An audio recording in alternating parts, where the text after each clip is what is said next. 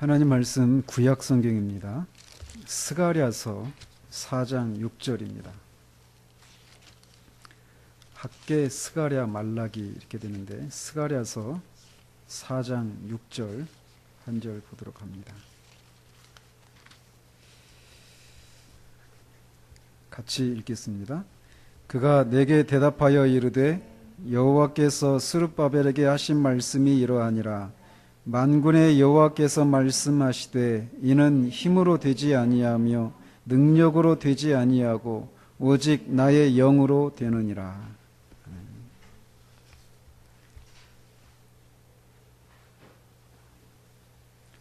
네, 오늘부터 성령론을 시작하도록 합니다. 8개월 정도 걸리는 장도에 지금 처음 우리 첫발을 디디게 되는데 오늘은 서론적인 얘기만 이렇게 하려고 합니다. 즉, 왜 우리가 성령론을 다루는가? 그리고 성령론에서 다루는 내용이 무엇인가? 그리고 이 성령론을 우리가 통해서 우리가 궁극적으로 도달하고자 하는 지점이 무엇인가? 이런 것들에 대해서 개괄적으로 이렇게 말씀을 드리려고 합니다. 전통적으로 성령론은 따로 이렇게 구별되어 있지 않아요. 조직신학 안에서. 주로 구원론 안에서 성령론을 같이 다루고 있습니다. 왜냐하면 성령께서 주로 하시는 일이 우리 주 예수 그리스도께서 그의 삶과 죽으심과 다시 사심, 승천을 통해서 이루신 그 완전한 구원을 그를 믿는 자들에게 적용시키시는 일을 하시는 분이 성령님이시거든요. 그러니까 구원을 적용하시는 일을 하시는 분이 성령님이시기 때문에 그래서 이게 성령론을 따로 이렇게 구분하지 않고 구원론 안에서 같이 성령론을 논의를 하고 있습니다.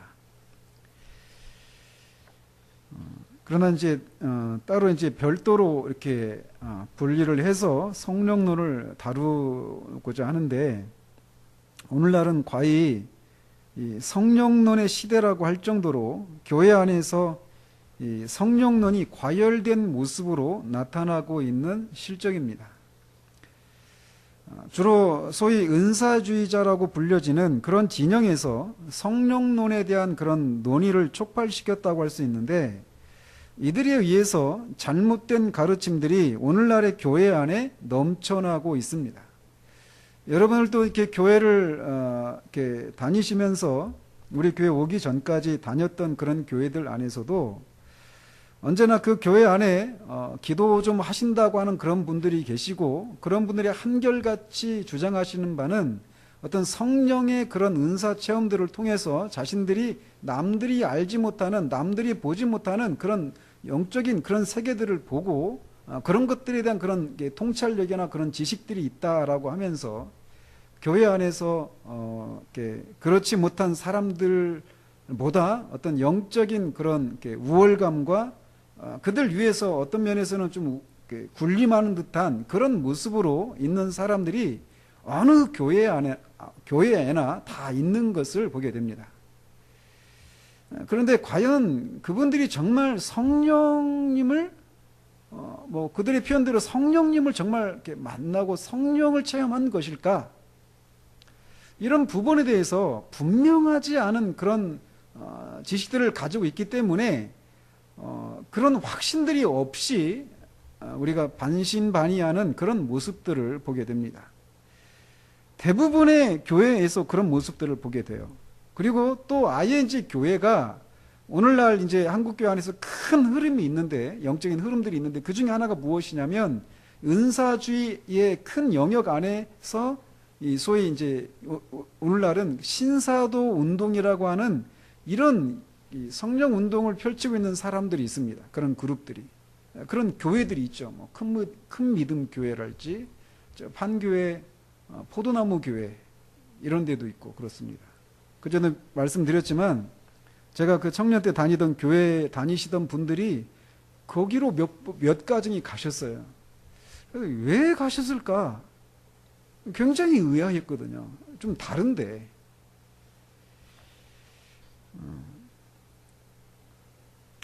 어쨌든 우리 시대에는 그런 식으로 아예 그냥 교회가 그렇게 신사도 운동에 이렇게 동참을 해서 그렇게 성령이 말씀하시고 성령이 인도하시는 성령의 음성을 듣는 이런 사람들이 다른 교회에서 소수의 기도하는 그 소수의 사람들이 있는 것이 아니라 거기는 그냥 거의 대부분이 다 성령의 인도를 받고 성령의 음성을 듣고 그렇게 신앙생활을 합니다. 여러분들이 그런 교회에 있는 분들하고 교제를 안 해보셔서 그러는데 거기 한번 가보십시오. 그런 교회에 속한 있는 사람들. 입만 열면 하나님이 말씀하시고 성령이 말씀하시고 온통 마치 그 성령님과 이렇게 직통 계시를 이렇게 주고받는 듯한 인상을 풍기는 그런 말들을 어렵지 않게 들을 겁니다. 사람들은 항상 이 영적이고 초자연적인 것들에 어떤 그 일종의 어떤 그 열등감 내지는 어떤 약간 기가 죽는 듯한 그런 것들을 가지고 있거든요. 그렇기 때문에 누군가가 어떤 성령의 체험을 통해서 내가 경험하지 못했던 어떤 성령 체험을 했다고 하면서 무엇인가를 주장할 때 그 주장이 진짜 성경에서 말하고 있는 것인지 아닌지 이런 걸 점검하려고 하는 이런 생각조차 가지지 못하고 그 사람의 말에 좌지우지하는 경우들이 많이 있습니다. 이런 식으로 한쪽에서는 성령론에 대해서 굉장히 잘못된 방향으로 가고 있는 큰 흐름들이 있어요. 그리고 또 이에 대한 또 반동으로 성령을 소멸하고 있는 그런 그룹들도 있습니다.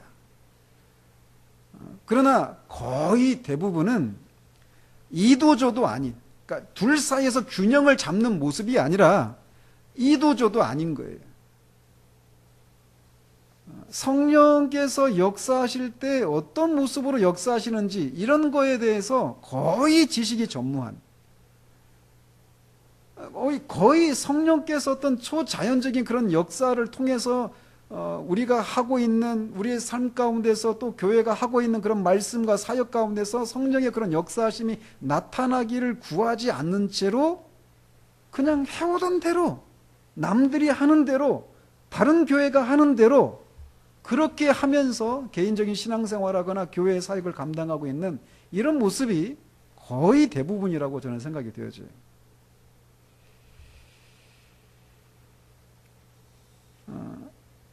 그래서 이 성령론과 관련해서 우리는 굉장히 혼란하거나 때로는 무지한 그런 상황 가운데 우리가 처해 있습니다. 이를 결론적으로 말씀을 드리면 우리가 정말 이 성도다운 삶을 살지 못하고 구원받은 자로서 성경에서 나오고 있는 그런 기쁨과 그런 생기 있고 그런 생동감 있는 그런 사역들을, 그런 삶들을 살아내지 못하는 결정적인 이유는 뭐냐면 성령의 그런 역사하심이 우리 개인의 삶 가운데, 교회의 사역 가운데 나타나지 않기 때문에 그래요. 그리고 거의 대부분은 성령님이 자신 안에 계신지조차 모른 채 살아가는 사람들이기 때문에 그런 삶의 모습들이 나타난다고 생각이 되어져요.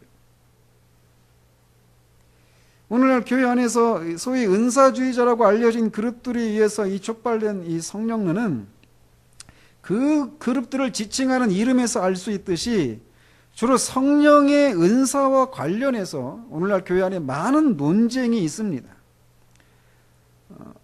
즉 방언이나 예언과 같은 은사들이 지금도 지속되는가? 이런 논쟁이 있어요. 여기 계신 분들도 방언하신 분 계시죠? 방언하시죠? 근데 그 방언이 성경에서 말하는 방언인가요? 이렇게 물으면 자신이 없어져요. 이걸 알아야 됩니다. 뭐냐면 우리는 알지 못하는 것을 소망할 수 없어요. 그리고 소망하지 않는 것은 절대로 우리가 누릴 수 없습니다. 즉 우리가 누리지 못하는 것은 알지 못하기 때문이고 또 소망하고 그것을 갈망하고 추구하지 않기 때문에 그래요. 그렇기 때문에 하나님께서 성령 하나님을 통해서 구원받은 사람들에게 사람들에게 주신 그 성령의 그 은사라고 하는 이 선물이 얼마나 크고 얼마나 영광스러운가를 아는 것은 그 영광과 비교해서 우리의 그 낮고 아주 저지대에 속해 있는 우리의 그 음습한 그런 신앙생활이 얼마나 가난한지를 알게 되고 또 그 열려져 있는 가능성에 비해서 우리의 삶이 그렇게 가난하다라고 하는 사실에서 오는 그런 상함을 가지고 그걸 추구하게 되고, 그 추구함 속에서 하나님이 약속하신 대로 그 성령의 선물을 우리가 누리는 것을 통해서 풍성한 삶을, 진짜 성도다운 삶을 살아갈 수 있게 되는 것이에요. 그렇기 때문에 우리가 성령님이 어떤 분이시고 그 성령님이 어떤 일을 하시는 분이신지, 그리고 성령님이 역사하신다라고 할 때 그것이 어떤 모습으로 정말 성령이 역사하신다라고 하는 것을 내가 어떻게 알 수 있는가, 이런 내용들에 대한 정리된, 성경에서 말하고 있는 정리된 지식을 우리가 소유하는 것이 너무나도 중요한 그런 때라고 할 수 있습니다. 어느 시대에나 이것이 다 중요하지만 오늘날 같이 특별히 이런 가난하고 혼란스러운 이런 시대 가운데 더욱 그렇다라는 것이에요. 그래서 오늘날 교회 안에서 성령과 관련해서 특별히 은사와 관련해서 많은 이 논쟁들이 있는데, 말씀드린 것처럼 방언과 예언이나 이런 것들이 지금도 지속되는가? 그리고 은사주의자들이 말하는 것처럼 방언은 성령 세례를 받았다고 하는 증거라고 하는데 과연 그런가?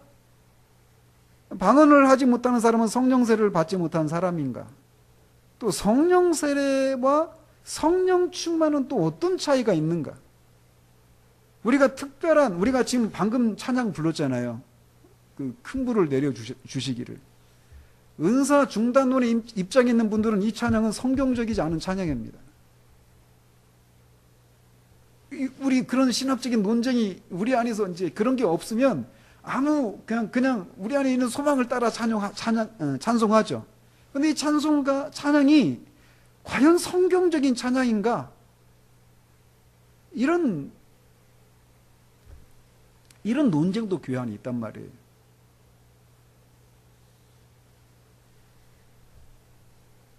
그래서 교회 안에 성령론과 관련해서, 특별히 성령의 은사와 관련해서 많은 논쟁이 있습니다. 특히 개혁주의 진영 안에서도 은사와 관련해서 크게 두 그룹으로 나눕니다. 사도와 선지자와 같은 이런 이 계시의 수단이고 교회의 기초를 세우는 그런 역할을 했던 사도와 선지자들, 그 사람들이 죽고 그 사람들에 의해서 성경이 완성된 이후에 그들이 전하는 메시지가 진짜 진리라고 하는 것을 입증하기 위해서 동반되었던 그런 초자연적인 역사들 있잖아요. 그런 이적이나 이런 것들. 그런 것들과 함께 계시의 방편이라고 했던 방언과 예언이 사도와 선지자 직분이 사라진과 함께, 즉 성경의 최종적인 계시가 완성된 이후에 그런 은사들은 다 사라졌다라고 말하는 그런 그룹이 있습니다. 이런 그룹을 은사 중단론이라고 부릅니다. 그리고 이 그룹이 개혁주의 진영 안에서 주류예요. 우리 카페에 존 메가더 목사님 올려놨잖아요.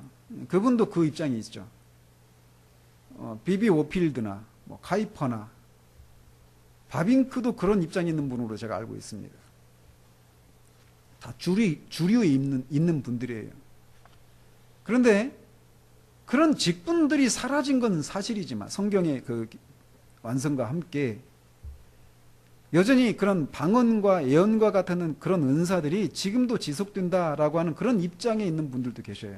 이제 그런 분들을 은사 중단론에 있는 분들이 그분들을 이렇게 뭐라고 말을 하냐면 은사 지속론자라고 해요. 그러니까 은사 지속론자는 스스로 나는 은사 지속론자다 이렇게 말하지 않아요. 은사 중단론에 입장에 있는 사람들이 그분들을 그렇게 부르는 거죠. 그 그룹 안에는 제가 좋아하는 로이 존스도 있고 존 파이퍼도 있고 스펄전도 있고 그래요. 저는 어디에 속할까요? 근데 이런 논쟁이 있습니다. 근데 이게 단지 그냥 그 은사가 지속되느냐 중단됐느냐 여기에서 끝나는 것이 아니라, 그것이 이 땅에서의 성도의 삶 가운데서 우리가 더 특별한 성령 충만 또는 성령 세례, 부흥, 이런 기도가 성경적이냐 그런 기도는 하면 안 되는 것이냐, 이런 데까지 이어지는 거예요. 저는 개인적으로 그런 입장에 계신 분들을 보면서 말할 수 없는 답답함을 느낍니다. 그분들이 그런 다른 부분에 있어서 정말 다 동의가 돼요. 다 동의가 됩니다. 그런데 그 부분에서 그런 평행선을 걷고 있죠. 근데 어쨌든 저는 이제 이 성령론을 이렇게 살피면서 제가 개인적으로 성령론과 관련해서 지금까지 한 열 몇 권 정도 되더라고요. 제가 읽었거나 이렇게 가지고 있는 책들을 보니까. 근데 그런 책들 중에 성령론과 관련해서 매우 정리가 잘 된 책을 예전에 사놨다가 2주 전부터 읽기 시작한 책이 있어요. 그게 아더 핑크의 성령론이라고 하는 책인데, 이 아더 핑크라고 하는 분이 우리나라에는 그렇게 많이 알려져 있지 않습니다. 물론 세계적으로도 그런 편이에요. 이분은 그 영국 목사님이십니다. 영국 목사님이시고 미국의 무디 신학원에서 신학을 하시고 미국과 호주에서 순회사역 하시다가 다시 영국으로 돌아와서 주로 이제 문서 선교 사역을 해요. 그래서 이 성경 연구라고 하는 월간 잡지를 이렇게 펴내거든요. 거기에 실린 책이 이제 그런 여러 그 논문들을 모아서 낸 책이 그 성령론이라고 하는 책입니다. 아무튼 이번에 책은 정말 좋습니다. 그래서 다 읽으셔도 안전해요. 그런데 이번에 책들 중에 많은 책들이 절판이 됐어요. 제가 가지고 있는 이 성령론 이 책도 절판됐습니다. 책값이 5,500원이에요. 절판이 됐다. 그리고 이게 책값이 5,500원. 그러니까 더 이상 안 나온다는 거거든요. 이게 무슨 얘기냐면 안 읽는다라는 거예요. 장사가 안 되니까 못 펴내는 거예요. 그 얘기는 한국교회가 얼마나 이 기독교 신앙에 대해서 지적인 그런 어떤 탐구와 이런 것들이 얼마나 그런 일들에 열심을 내지 않고 있는가를 반증하고 있는 거예요. 그런 것들이. 이런 귀한 책들이 읽혀지지 않는다라고 하는 것은 우리의 그 전체적인 신앙 풍토가 어떠한지를 알 수 있는 거죠. 어쨌든 이제 그 책을 제가 이제 중심으로 해서 이제 할 건데 그 책을 읽으면서 막 처음에 막 얼마나 마음이 막 뜨겁던지요. 마음이 막 읽었어요. 근데 맨 마지막 부분에 33장으로 되어 있는데 32장에서 성령의 은사가 나오거든요. 은사를 주시는 성령님이라고 하는 챕터에 거기에서 이제 이분이 은사 중단론의 입장에 있는 거예요. 거기서 제가 숨이 탁 막히더라고요. 그리고 또 이제 존 메가더 목사님 설교를 제가 들었거든요. 그분도 같은 입장에 있는 거죠. 그래서 마음이 많이 무거웠어요. 그러다가 다시 로이드 존스 목사님의 성령의 주권적 사역이라는 책을 옛날에 읽었다가 다시 이렇게 읽고 그러면서 제가 다시 회복이 되었습니다. 왜 이 말씀을 드리냐면 제가 말씀드린 것처럼 이 아더 핑크 목사님의 책을 중심으로 할 거예요. 똑같이는 하지 않겠지만 그 순서를 따라 할 건데 이 논쟁적인 이 주제인 성령의 은사 이 부분을 뒤에서 다루지 않고 앞에서 다루려고 합니다.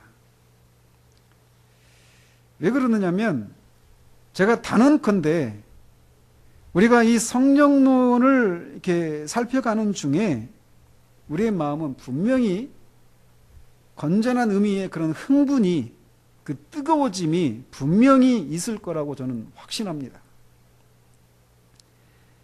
그리고 이 성령의 은혜를 구하게 될 것이에요. 왜냐하면 성령님이 하시는 일들이 어마어마한 일이거든요.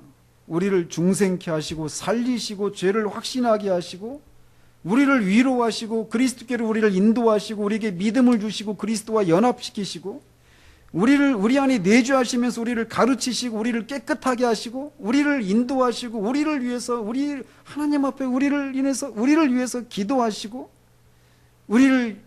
우리가 하나님의 자녀인 것을 증거하시고 인치시고 우리를 보증하시고 우리를 그 모든 시험과 환난과 고난 가운데서 우리를 보호하시는 분이 성령님이시거든요. 우리를 변화시키시고 우리를 열매 맺게 하시는 그분이 바로 성령님이셔요. 지금 우리가 다루려고 하는 주제가 다 그런 겁니다. 그 하나하나 이것들을 우리가 정말 맛보는 것이 우리의 소망 아니에요? 그렇지 않아요? 그렇기 때문에 이런 주제들을 다룰 때 우리 안에서 분명히 그 뜨거움이 있을 거예요. 정말 그 사람이 진짜 성령을 소유한 사람이라면 내가 이렇게 어마어마한 선물을 내가 받았는데 내가 이렇게밖에는 못 살고 있었다라니 이런 통탄하는 마음이 생겨날 거예요. 그리고 그거를 구하게 될 것입니다. 근데 막 그렇게 했다가 마지막에 이 논쟁적인 주제로 딱 가가지고 마음의 어려움을 겪을 수 있다는 거예요. 그래서 이 주제를 저는 이 순서를 바꿔서 이제 필요한 때 앞에서 좀 다루려고 합니다.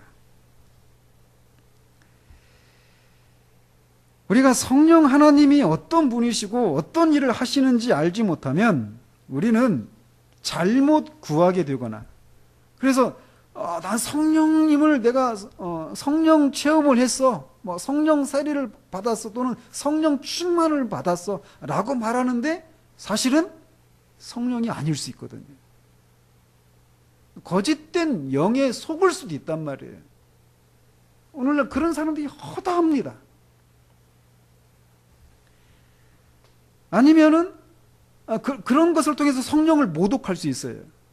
아니면은 내가 지금 하고 있는 것으로 충분하다라고 하는 생각을 하는 거예요. 열심히 말씀 연구하고 열심히 그 말씀을 따라서 살면 된다라는 거예요. 뭐 또 다른 성령 충만을 구하고 또 다른 성령 세례를 구하는 이런 것은 필요 없다라는 거예요. 그냥 말씀으로 충만하면 그게 바로 성령 충만이다라고 말하면서 그렇게 하면서 성령을 소멸할 수도 있다라는 거예요. 제대로 알지 못하면. 아더 핑크는 성령에 대한 논의가 그 어느 시대보다도 절박하게 요구되는 현실이라고 말하면서 몇몇 분의 글들을 인용을 합니다. 그러니까 아더 핑크가 말했던 시대가 이분이 1886년에 태어나셨거든요. 로이드 존스하고 3년 차이인데 참 그 시대는 참 교회종들이 많이 태어났어요. 귀한 분들이. 로이 존스는 89년생이시고 토조 목사님은 88년생이세요. 근데 이분이 1948년에 소천하셨거든요. 그러니까 이 책이 나왔을 때는 이 주제를 다뤘을 때는 이분이 1932년부터인가 문서 사역을 하거든요. 그러니까 1930년, 40년대 상황을 말하는 거예요. 근데 그 시대나 지금이나 다르지 않아요. 그러면서 이렇게 말씀하셔요. 스코틀랜드의 그 조지 스미튼이라고 하는 분의 글을 인용하는데 그분이 이렇게 얘기했다라는 거예요. 기독교가 살아 움직이는 힘을 지녔던 곳에서는 그 어디에서든 한결같이 속죄론 및 이신칭의론과 함께 성령론을 교회의 흥망의 관건이 되는 중요한 조목으로 간주해 왔음을 보게 된다. 사람들이 체험하는 바대로 기독교의 독특한 특질은 바로 성령의 사역이다.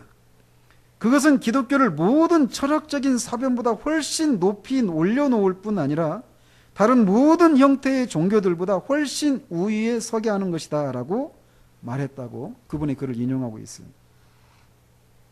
그렇습니다. 기독교가 단지 사변이나 사람들의 어떤 공경한 이야기나 철학이 아닌 것은 바로 성령의 역사하심 때문이에요. 기독교는 생명의 종교입니다. 구원의 종교입니다. 그 차이를 만들어내시는 분이 바로 성령 하나님이시라는 거예요. 또 사무엘 체두윅이라고 하는 분은 이렇게 얘기를 했다고 합니다. 성령의 은사는 그리스도 예수 안에 있는 하나님의 가장 큰 사랑이다. 성령의 은사가 그리스도 예수 안에 있는 하나님의 가장 큰 사랑이라는 거예요. 그런 관점으로 한번 생각해 보신 적이 있습니까? 그 밖에 모든 것들이 있었던 것은 바로 이 성령의 은사를 위함이었다. 성육신과 십자가상의 죽음, 부활 및 승천은 모두 오순절을 위한 준비 단계였다. 성령의 은사가 없다면 그 밖에 모든 것들은 쓸모없는 것들이 되어버릴 것이다. 기독교에 있어서 위대한 것은 바로 성령의 은사이다. 영혼의 삶에 있어서 그리고 교회의 사역에 있어서 필수적이며 본질적이며 중심적인 요소는 곧 성령 하나님이신 것이다 라고 말을 했습니다. 그렇습니다. 우리 같은 죄인을 구하기 위해서 성자 하나님께서 오신 것은 너무나 본질적이고 필수적이고 중요한 일이에요. 그래서 우리는 하나님이 사람이 되신 이 사실에 대해서, 그리고 그분이 우리를 위해서 십자가에 죽으시고 다시 살아나신 이 일들을 영원히 찬양해도 부족하죠. 그런데 그런 것처럼 성령님이 오신 이 사실도, 성자 하나님이 오신 것만큼이나 본질적이고 필수적이고 중요하다는 사실들을 우리가 종종 잊고 있다는 거예요. 이 성자 하나님이 오셔서 이루신 일들이 우리의 것이 될 수 있었던 것은 성령 하나님이 오셔서 그것들을 우리에게 적용시켜 주시는, 우리의 것으로 나누어 주시는 일들이 있기 때문에 그 일들이 우리의 것이 될 수 있었던 거예요. 만약 성령 하나님이 오시지 않았다라면 예를 들어 마치 그림의 떡과 같은 거예요. 성자 하나님이 그 이루신 일들이 우리의 것이 될 수가 없는 거예요. 그래서 나중에 살펴보겠지만 예수님이 요한복음 14장 16장에서 다루신 주제가 뭐냐면 또 다른 보혜사이신 성령 하나님에 대해서 제자들에게 약속하시는 거예요. 그분이 오시는 것이 너희들에게 더 좋다라고 말씀하셔요.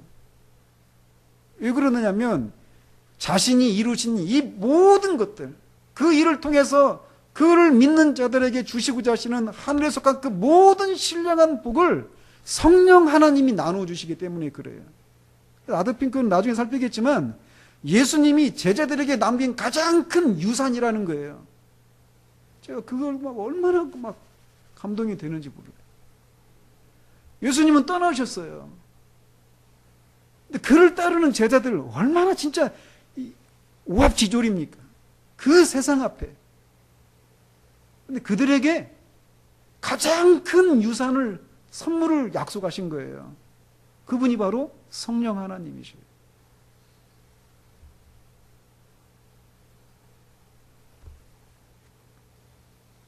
성자 하나님께서 이루신 일들이 비록 완전하고 충분하지만 만약 성령께서 오시지 않았다면 이 모든 것들은 우리의 것이 될 수가 없는 거예요. 눈앞에 산의 진미가 차려져 있지만 실제로 그것을 먹지 못하고 굶어 죽는 것과 같은 영적인 비참함이 펼쳐질 것이라는 거죠.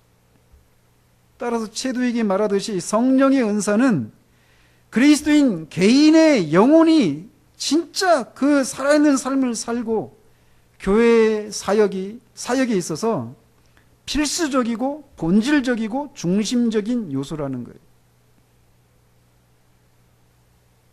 왜 그런지는 이제 성령께서 하신 일들을 그 하나하나 구체적으로 살피면서 우리가 그것을 살펴보게 될 것입니다.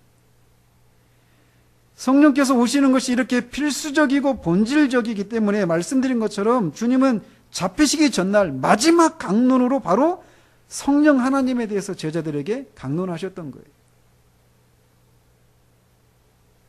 성령님이 아니고서는 어느 누구도 영적인 선을 얻을 수가 없습니다.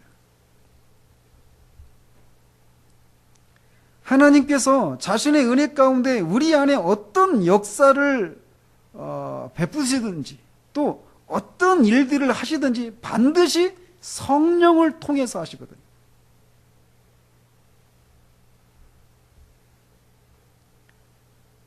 따라서 성령에 관한 성경적인 교훈을 올바로 받는 것은 우리에게 너무나도 중요하고 필수적인 것이다라고 할 수 있습니다.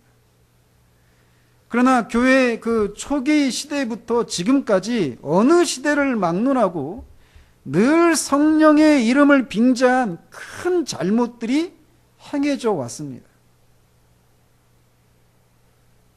그리고 앞에서도 말씀드린 대로 오늘날 은사주의자들로 불리는 사람들에 의해서 성령을 모독하는 일들이 얼마나 많이 자행되고 있는지 모릅니다.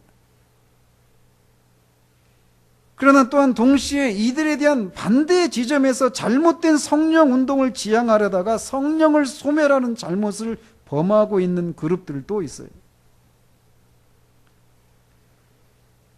물론 그분들은 그렇게 생각하지 않지만 말이죠.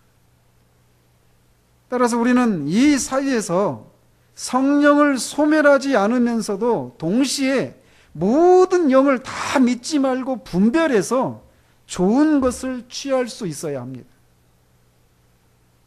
물론 이런 입장이 은사주의자들로부터 또 이 은사 중단론자들로부터 다 공격을 받습니다. 루이준스 목사님이 생전에 계속 그 양쪽 진영에서 공격을 받은 게 그거였어요. 은사 중단론의 입장에서 보면 루이준스 목사님이 은사주의자 또는 오순절주의자였고, 오순절주의자들의 입장에서 보면 루이준스 목사님이 이 은사 중단론, 성령을 소멸하는 그런 죄를 범하는 그런 목회자였습니다. 양쪽에 다 껴있죠.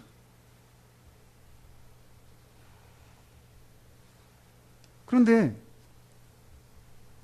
어쩌겠어요. 양쪽에서 공격을 받는다고 해도 그게 성경적이고 교회사적으로 입증된 사실인데, 그게 성경적이라고 하는 것을 나중에 살펴볼 거예요.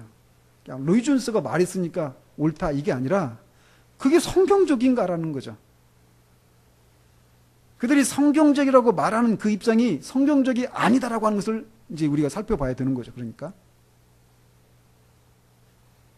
우리는 이 아더핑크 목사님과는 좀 다르게 이제 은사주의 운동이 1906년에서부터 시작된 걸로 제가 알고 있거든요. 그러니까 100년이 넘은 거예요. 그 역사도, 이게 흐름이. 그래서 이 아더핑크 목사님 때는 이런 지금보다는 덜 했습니다. 이런 은사주의 운동 이런 것들이. 지금은 더 커졌어요. 더 범위가 넓어졌습니다. 기억하세요? 옛날에 우리나라 비냐드 집회 이런 데에서 막 그 은사 집회가 막 있었잖아요. 제가 청년 때 우리 교단에서 가장 큰 교회를 다녔거든요. 제자 훈련의 본산인 교회를 다녔어요. 거기에서도 선교사로 나갈 그 청년들 다 거기 보내서 그 집회에 참석하고 갔다 와서 막 간증도 하고 그랬어요. 제가 그때 들었거든요. 94년도에 거기 있었습니다.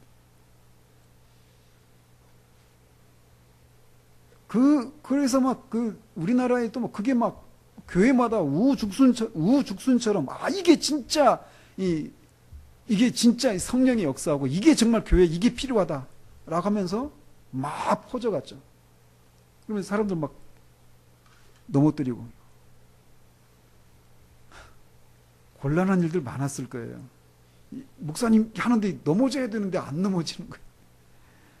그러니까 난처하니까 넘어져 주는 거죠. 여러분이 다녔던 교회에서 그런 일이 있었어요. 제가 그 얘기를 들었거든요. 근데 어쨌든 우리는 이 성령에 대한 말들을 많이 듣고 있는 시대입니다. 그러나 홍수 때에 물이 넘쳐나는 그 홍수 때에 정작 마실 물이 부족한 것처럼 성령에 대해서 우리는 많은 무지 가운데 있는 것을 보게 됩니다. 성령에 대한 무지는 잘못된 추구나 가난한 것에 만족하며 머무르는 일이나 성령을 소멸하는 죄를 범하는 것으로 결론이 납니다. 토마스 구디는 하나님의 성도들 가운데 일반적으로 등한시하는 것이 한 가지 있는데 곧 성령께 당연히 돌려야 할 영광을 그에게 돌리지 않으며 또한 우리 속에서 역사하시는 그의 놀라운 구원 사역을 등한시하는 나머지 이 제3위 하나님을 우리 마음속에서 거의 잊어가고 있는 것이다 라고 말을 했다고 합니다. 토마스 구디는 17세기 청교도 목회자입니다. 청교도 신앙이 만개했던 시절에 그때의 교회 풍토를 이렇게 말하면서 탄식하고 있어요. 성령 하나님에 대해서 등한시하고 있다는 거예요. 그 성령님이 우리 안에서 일하시는 그 구원 사역에 대해서 등한시하고 있으면서 만약에 우리가 우리 안에서 성령님이 하시는 일들이 무엇이라면 성령님을 향해서 우리가 마땅한 영광과 그런 경배를 돌려드리지 않겠어요? 그런 것에 대한 무지 때문에 마땅히 돌려드려야 될 그 영광과 경배를 삼위 하나님께 돌려드리지 못하고 있다라고 탄식하고 있어요. 우리 시대는 더 그렇겠죠. 또 19세기 초반에 로버트 호크라는 분이 그의 책 성령의 품위와 신성 및 그의 사역이라는 책에서 오늘날의 무서운 세대를 깊이 생각하노라면 나는 이 일에 대해서 더욱더 사명을 통감하게 된다.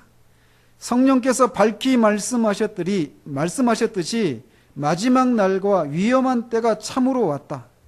이단의 수문이 깨어져 버리고 그들의 치명적인 독이 강물처럼 이 땅으로 쏟아져 들어오고 있다. 성령의 품위와 신성 그리고 그의 사역에 대한 부정이 날로 담대해지며 노골화되어 가고 있어서 곧 대폭풍우가 몰아칠 기미를 보이고 있다. 그러한 때에 우리는 성도에게 단번에 주신 믿음을 위해 열심히 싸울 필요가 있다. 이제 하나님의 백성들은 한층 더 각성하여 예수의 말씀을 기억하며 성령이 교회들에게 하시는 말씀을 들어야 할 것이다 라고 말했다고 해요. 이런 시대의 흐름을 따라서 그 결과 성령론이 거의 완전히 무시당하고 있다고 단언해도 무방할 것이다 라고 맨 처음에 제가 인용했던 그 조지 스미트라고 하는 분이 말을 했다고 합니다. 아더 핑크는 성령께 존귀를 돌리지 않는다면 기독교에 대해 어떤 고백을 하더라도 그 고백의 순수성을 의심할 수밖에 없다라고 말을 합니다.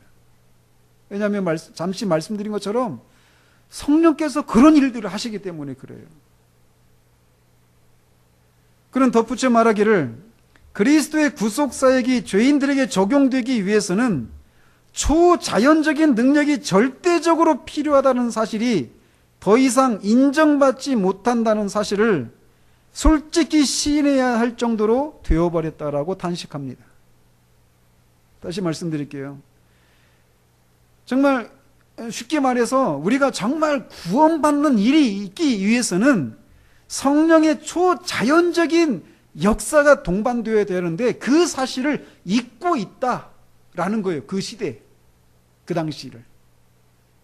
그러면서 그런 현상에 대한 근거를 중생하지 못한 사람들이 성령으로 교훈을 받게 되면 그들 스스로의 이지력만으로도 충분히 그리스도를 위한 결단을 내릴 수 있다고 생각한다라고 하는 것이 행동으로 나타나고 있는 현실을 그 근거로 듭니다.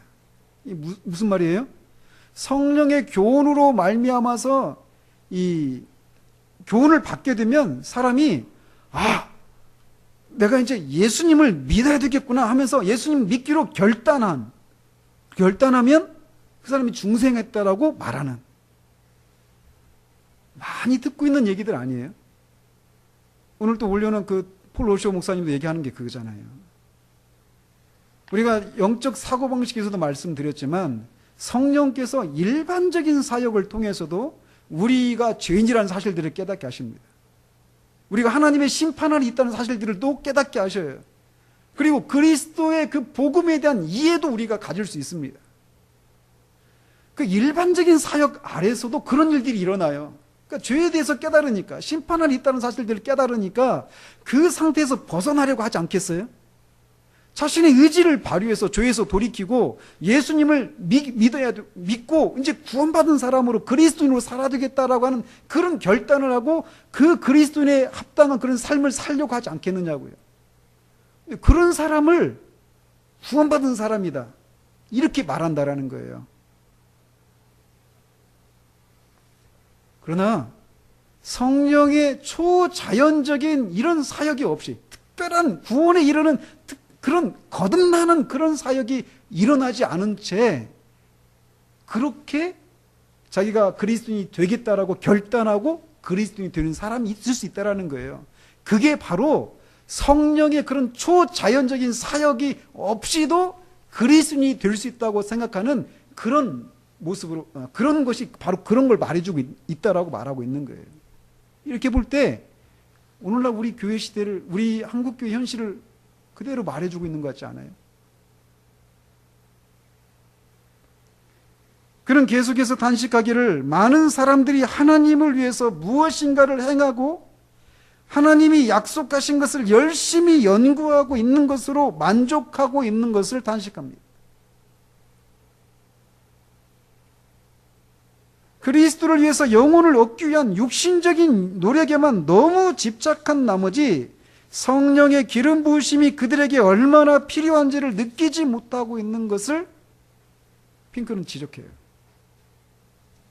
교회나 기독교 단체에서 선교사나 목회자나 교회학교 교사의 숫자를 늘리고 공급하는 것에만 집중하면서 그들을 훈련시키고 그렇게 가르치고 하는 이런 것에만 집중하면서 그들이 건전한 믿음을 붙들고 바른 진리만을 전한다면 아무런 문제가 없다는 인식에 머물러 있는 것을 단식합니다.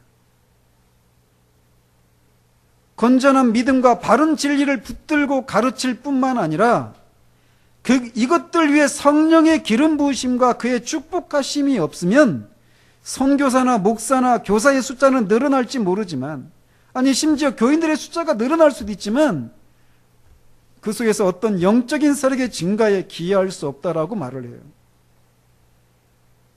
이미 거의 한 80년 전에 말했던 현실이 지금 오늘날 우리 한국교회 현실이 그대로 말해주고 있는 것, 말해주고 있지 않습니까?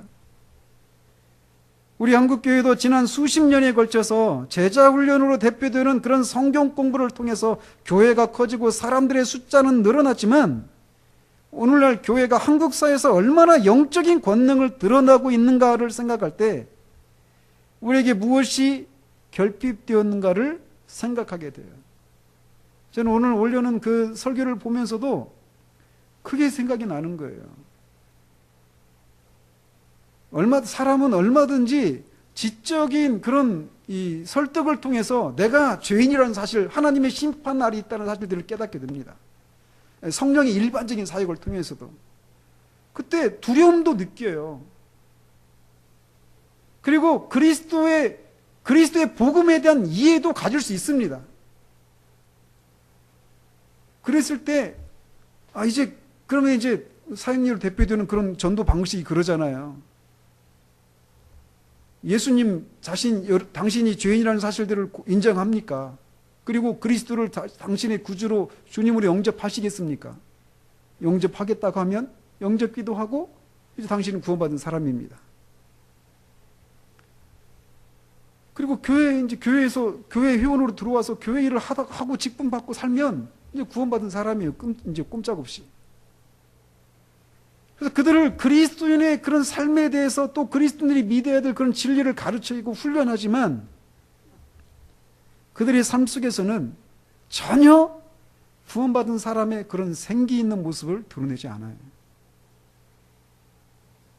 그리스도를 높이지도 않고 그리스도를 닮아가려 하지도 않고 그리스도의 사랑을 갈망하지도 않고 그리스도의 임재를 그리워하지도 않아요. 그렇게 살지 못하는 현실을 인해서 탄식하지도 않습니다.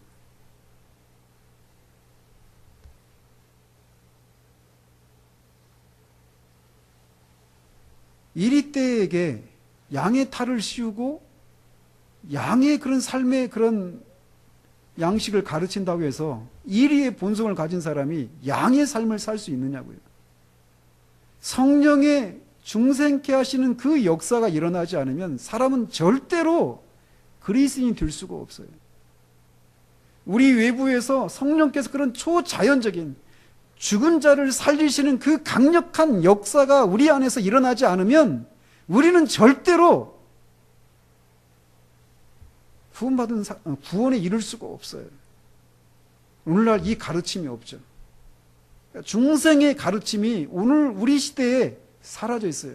교리적으로는 말하죠. 인정하죠. 그러나 정말 우리가 우리 안에는 아무런 선도 없고 아무런 능력도 없다라고 하는 이 자기 절망, 절대적인 무능력, 이거를 몰라요.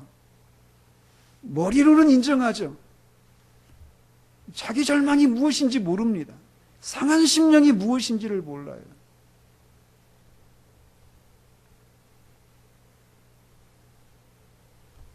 아더 핑크가 미국에서 사역할 때 그런 얘기를 했다고 그래요. 당시 미국의 교인들 중에, 그리스도인이라고 하는 사람들 중에 자기 생각엔 한 2% 정도만 진짜 구원받은 사람인 것 같다. 물론 그의 판단이 잘못될 수도 있습니다. 그런데 그렇게 말할 정도로 교회 안에 수많은 사람들이 명목상 그리스도인이에요. 구원받지 못한. 그 사람의 이 차이는 굉장히 다양하겠죠. 다양한 그런 사람들이 있겠죠. 한 가지, 생명이 없다라고 하는 측면에서는 똑같아요.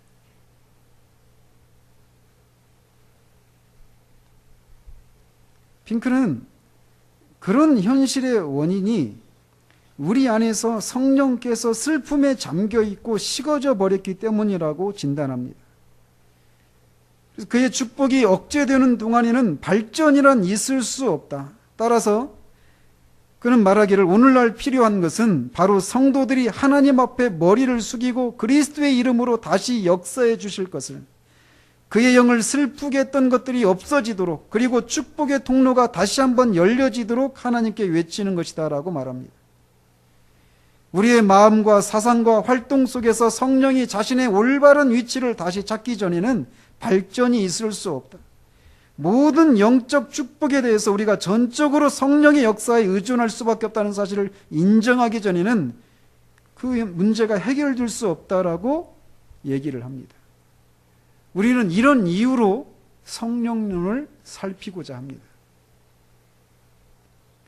오늘 본문을 그러니까 마지막에 이렇게 풉니다. 만군의 여호와께서 말씀하시되 이는 훈련된 일꾼들의 힘으로 되지 아니하며 지적인 논증이나 설득시키는 호소의 능력으로 되지 아니하고 오직 나의 영으로 되느니라 라고 하는 말씀을 인정하기 전에는 지식에 의한 것도 아니요, 또한 지금 기독교 전체를 마비시키고 있는 그 육신적인 욕망으로부터의 구원도 없을 것이다. 성령을 다시금 존귀하게 여기고 받들고 그를 의지하기까지는 현재의 영적인 가뭄이 계속될 것이다 라고 말을 합니다. 우리는 우리 개인의 삶에도 이걸 적용할 수 있어요. 정말 우리가 성령의 그런 열매 맺게 하시는, 우리를 깨끗하게 하시고 우리를 변화시키시는 그 성령의 능력이 아니고는 내가 그런 것을 할 수 없다라고 하는 것을 인정하기 전까지 우리는 그 가난한 삶에서 벗어날 수 없다라는 거예요. 교회의 사역을 가지고 얘기한다면 목회자가 아무리 논리적이고 정말 간절한 마음으로 말씀을 전해도 그 말씀 가운데 성령의 역사가 나타나지 않으면 절대로 죽은 사람이 살아나는 일이 일어나지 않는다라는 말이에요. 저는 절감을 합니다. 매주마다 절감을 해요. 매주마다. 성령의 능력이 나타나지 않고는 그 누구도 꿈쩍할 수가 없다는 거예요. 영적으로 죽은 사람이 어떻게 영적인 자극을 받을 수 있겠습니까? 귀머거리를 향해서 아무리 소리를 지른들 들리겠냐고요. 앞을 못 보는 그 소경에게 아무리 아름다운 그림에 대해서 설명을 해도 그 아름다움을 알 수 있겠냐고요. 미각을 잃어버린 사람에게 아무리 맛있는 음식을 꿀이 얼마나 단지 설명을 해줘도 그게 알겠냐고요. 먹어도 맛을 모릅니다. 저는 그 현실을 매주마다 봅니다. 매주마다. 그 앞에 철저히 무능력한 저를 보고 철저히 소망이 없는 우리들 중에 어떤 분들을 봐요.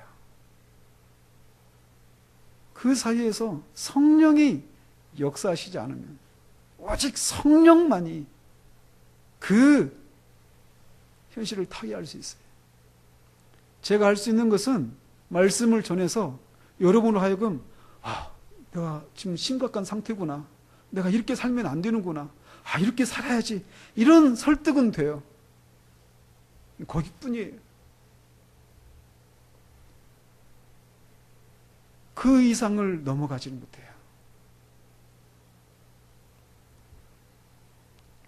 우리에게는 성령이 필요합니다.